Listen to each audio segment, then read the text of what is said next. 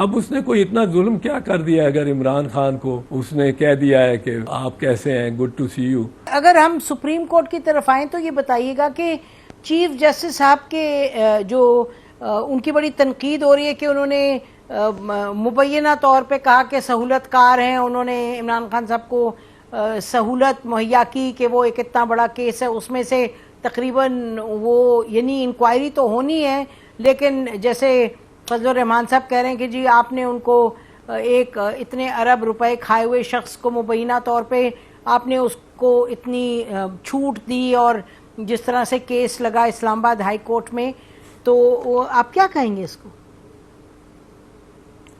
पहली बात तो ये है, मेरा ख्याल है ये बड़ा कड़ा इम्तिहान है राना सनाउल्लाह का, और मेरा ख्याल है मौलाना फजलुर रहमान साहब को भी पता होना चाहिए, उनके इल्म में होगा कि इस्लामाबाद में 144 का नफाज है, 144 का। अब अगर 144 का नफाज है तो इसका मतलब है कि वहाँ मतलब है वो जिस तरह 25 मई को पिछले साल हुआ था उस तरह का 24 मई को आज वही सलूक उनके साथ होगा। मैं तो सोचता हूँ कि वही होगा, और मैं तो उधर करीब नहीं जाऊंगा क्योंकि मेरे पास अब वो ज़माने नहीं हैं कि हम आग और खून में और धुएं में छलांग लगा के घुस जाया करते थे। पर अब 144 लगी भी है, 144 लगी भी है, और पीछे राना सनाउल्लाह बैठा हुआ है उस 144 को इन्फोर्स करने के लिए। तो इससे तो हशर हो जाएगा, जाहिर है नहीं करेंगे इन्फोर्स। और पीटीएम का जी जाहिर है इन्फोर्स तो नहीं करेंगे, नहीं इन्फोर्स करेंगे, कैसे नहीं करेंगे? तो इत्तेज़ाज़ साहब कैसे इतना जानिबदार तो नहीं हो सकता। नहीं, मुझे तो बड़ी, मैं आई बी वेरी शॉक्ड अगर इन्फोर्स करेंगे। देखे ना पीडीएम का इजलास हुआ, उसमें से निकल के उन्होंने कहा, शाहिद खाकान अब्बासी साहब साथ खड़े हुए थे, उन्होंने तो नहीं कहा शाहिद खाकान अब्बासी साहब ने कि जी नहीं ये होगा तो हम तो नहीं इसका हिस्सा होंगे। देखिए ना, ये तो और इत्तेहाद है, गवर्नमेंट है, सब मिलके हैं वर्सेस इमरान खान। तो आप फरमा रहे हैं जो बात सही टेक्निकली, लेकिन मेरे ख्याल पॉलिटिकली आप शायद बेहतर मुझसे जानते हैं कि ये राना साहब will find a way out. Politically तो मेरा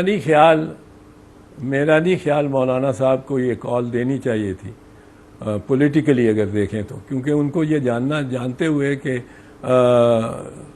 कुछ अनासर को वहाँ करीब भी नहीं आने दिया जाता और बड़ी उन पे ब्रूटैलिटी का, और कंटेनर सारे इस्लामाबाद के इर्द गिर्द डाल दिए जाते हैं, रेड जोन के करीब नहीं आने दिया जाता। अब सुप्रीम कोर्ट तो रेड जोन में है। दूसरी बात मैं ये अर्ज कर दूँ, having known the chief justice Umar Ata Bandial for a long time and we having work together, he is now the chief justice, पर मेरे से 14-15 साल छोटे हैं। वो उसकी तबीयत, इस चीफ जस्टिस की तबीयत ही ऐसी है। मैं महीने बाद अगर उनकी अदालत के पास से गुजर जाऊंगा सामने से, या मतलब उनकी अदालत में से बैठ के आ जाऊंगा, तो वो मुझे ज़रूर पूछ लेंगे, जज साहब गुड टू सी यू, कैसे हैं आप, कि देखा नहीं आपको बड़ा अरसा हो गया। वो मतलब है, आई एम श्योर उन्होंने पॉलिटिकल लीडर्स बाकियों के साथ भी इसी तरह की गुफ्तगू की होगी जब भी उनके सामने पेश होते रहे। He is a very polite gentleman, he is not like rough like some of the chief justices। वो कहते हैं कि मुल्जिम की हैसियत से गए थे इमरान खान, तो उनको क्यों इन्होंने इतनी प्यार मोहब्बत से पेश आए? नहीं, मैं आपको ये अर्ज करूँ ना, उमर बंदयाल बड़ा फेयर माइंडेड आदमी है। आप देखें, इट इज़ उमर बंदयाल जिसने रात 12 बजे अदालत लगा ली थी क्योंकि नो कॉन्फिडेंस मोशन को डिसरप्ट कर दिया था जो इमरान खान के खिलाफ हो रहा था और पीडीएम के हक में हो रहा था। ये वही उमर अता बंदयाल है। उस वक्त तो ये बहुत तारीफ़ें करते थे, बहुत तारीफ़ें करते थे। अब उसने कोई इतना जुल्म क्या कर दिया अगर इमरान खान को उसने कह दिया है कि आप कैसे हैं, गुड टू सी यू। वो उसके एक स्पोर्ट्स फैन भी हो सकता है। तो मैं ये समझता हूँ ये तो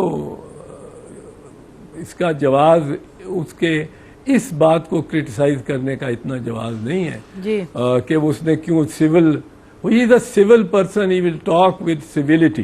जी, आई नो दैट। जी बिल्कुल, ये आप सही फरमा रहे हैं। बस प्राइम देखे ना, अब जो ये भी तनकीद है कि जो इस्लामाबाद हाई कोर्ट में केसेस को यानी फिक्स करवाया, 11 बजे कहा, ये इतनी डिटेल में नहीं जाना चाहिए था। और प्राइम मिनिस्टर ऑफ पाकिस्तान जो बहुत नॉर्मली सोच समझ के सुलझी हुई बात करते हैं, हमें तो लगता है, लेकिन उन्होंने उस दिन फरमाया कि ये चीफ जस्टिस साहब ने इंसाफ का जनाजा निकाल दिया है। तो ये कोई यानी these are not words lightly uttered and certainly not very light words. तो ये तो बड़ा एक सख्त मौक़िफ़ है चीफ जस्टिस साहब के हवाले से। नहीं, और भी बड़े सख्त मौक़िफ़ लिए हैं उन्होंने, बड़े सख्त लिए हैं।